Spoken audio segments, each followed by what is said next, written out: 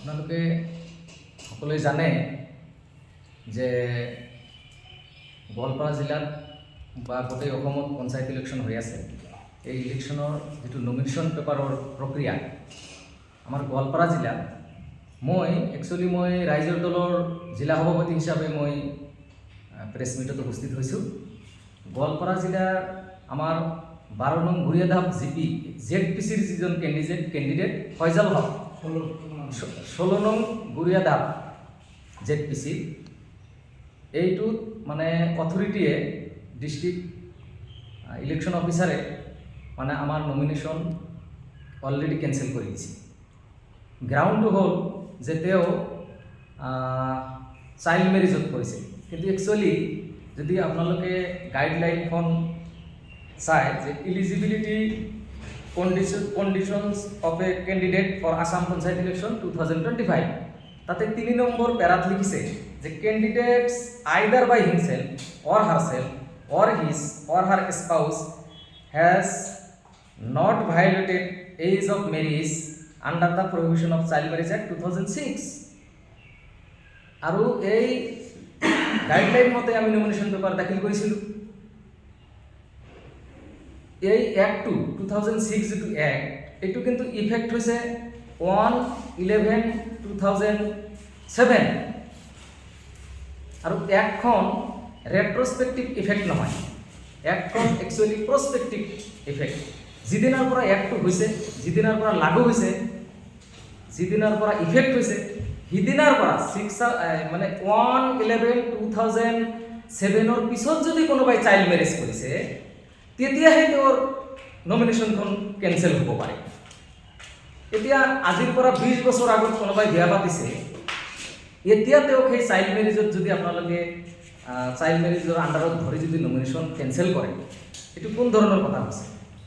এতিয়া চাওক পঞ্চায়ত এক্ট মতে, পঞ্চায়ত এক্টতো কথাটো আপোনাৰ তেওঁ বিয়া পাতিছে, তেওঁতো বিয়া পাতিছে আপোনাৰ 1997 আৰু এক্ট হ'ল 2006। মানে এনেকুৱা এটা পাজেলিং পৰিস্থিতি সৃষ্টি কৰিছে ডিষ্ট্ৰিক্ট এডমিনিষ্ট্ৰেশ্যনে যে তেওঁলোকে দিয়া গাইডলাইনটো তেওঁলোকে ফ'ল' কৰা নাই। এই গাইডলাইনটো যিটো দিছে eligibility conditions of a candidate, এইটো ডিচি কোৰ্টৰ পৰাই পাব্লিছ হৈছে আৰু তেওঁলোকৰ এই পাব্লিছ হোৱাৰ 3 নম্বৰ দফাত এই কথাটো লিখা আছে 2006 বুলি লিখা আছে। 2006তে আহিল, 1995ত 1999ত অহা নাই নহয়। আৰু সেইটো এক্টৰ তলত স্পেচিফিকেলি লিখা আছে যে the act shell came into force on 11/2007। ইয়াত কি বুজি পাবলগীয়া কথা আছে যিটো আমি বুজি নাপালোঁ, ৰাইজৰ দলে বুজি নাপালে বা কোনো মানুহেই বুজি নাপালে? একেবাৰে সহজ কথা এটা, লৰ এটা ইণ্টাৰপ্ৰিটেশ্যন তেওঁলোকে বুজি নাপালে। আইন জেনেৰেলি কেতিয়াও ৰেট্ৰস্পেক্টিভ ইফেক্ট নহয় যে আজি আইন হ'ব, 20 বছৰ আগত কোনোবাই কিবা কৰিলে সেইটো এই আইন মতে শাস্তি হ'ব। আইন কোনোদিন এনেকৈ ক্ৰিয়েট নকৰে পাৰ্লামেণ্টে বা বিধানসভাই। এই কথাটোতে মানে পাজিলিং হৈ গ'ল।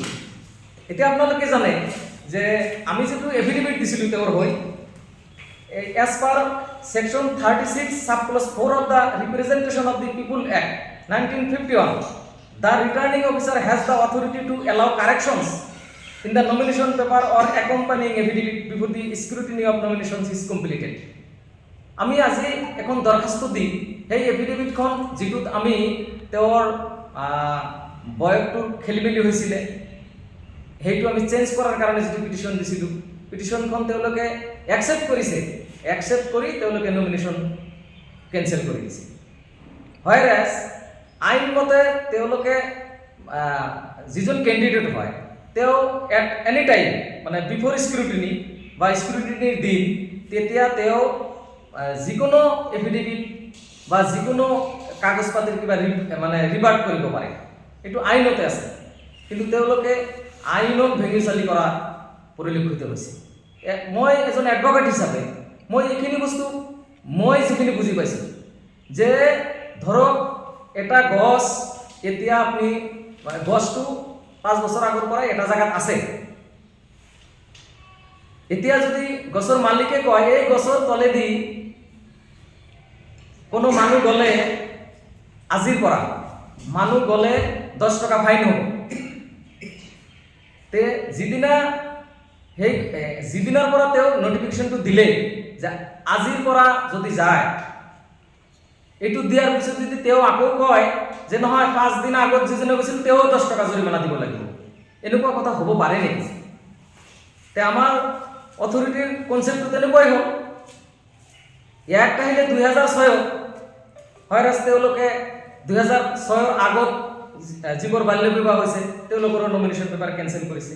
ইফালে আৰু এটা পাজেলিং হৈছে ইয়াত, মানে কিছু সংখ্যক কেণ্ডিডেট আমি শুনা মতে তেওঁলোকৰ এই চেম গ্ৰাউণ্ডত তেওঁলোকৰখিনি কিন্তু নমিনেশ্যন পেপাৰ একচেপ্ট কৰি লৈছে। মানে তেওঁলোকেও পাজেলিং, মানে অথৰিটিও পাজেলিং, কোনটো তেওঁলোকে ল'ব কোনটো নল'ব, মানে তেওঁলোকে সঠিককৈ ক'ব নোৱাৰে। আমি আলোচনাত বহিছিলোঁ, কিন্তু তেওঁলোকেও সঠিককৈ ক'ব নোৱাৰে যে একচুৱেলি এইটো যিটো 2006 চাইল্ড মেৰেজ প্ৰহিবিশ্যন এক্ট সিদিনাৰ পৰাই হ'ব না সেইটো ইফেক্ট হোৱা ডেটৰ পৰাই হ'ব না তাৰ আগৰ পৰাই হ'ব। তেওঁলোকে আমাক কয় আপোনালোকে হাইকোৰ্ট যাওক। কথাটো এনেকুৱা, হাইকোৰ্টত যাওক, এতিয়া কোৰ্টে কি কয়, আমাক ইলেকশ্যন কমিশ্যনে আমাক যিটো কৈছে আমি সেইটো কৰিম। আমি আল্টিমেটলি আমি হাইকোৰ্টত যাব লাগিব। আমাৰ কেণ্ডিডেটজন যথেষ্ট মানুহৰ মাজত জনপ্ৰিয়, তেওঁৰ এটা মান সন্মানৰ কথা আছে, তেওঁ বহুদিনৰ পৰাই সমাজৰ কাৰণে জড়িত হৈ আছিলে, গতিকে তেওঁৰ অধিকাৰ বিচাৰি আমি হাইকোৰ্ট যাবলৈ বাধ্য।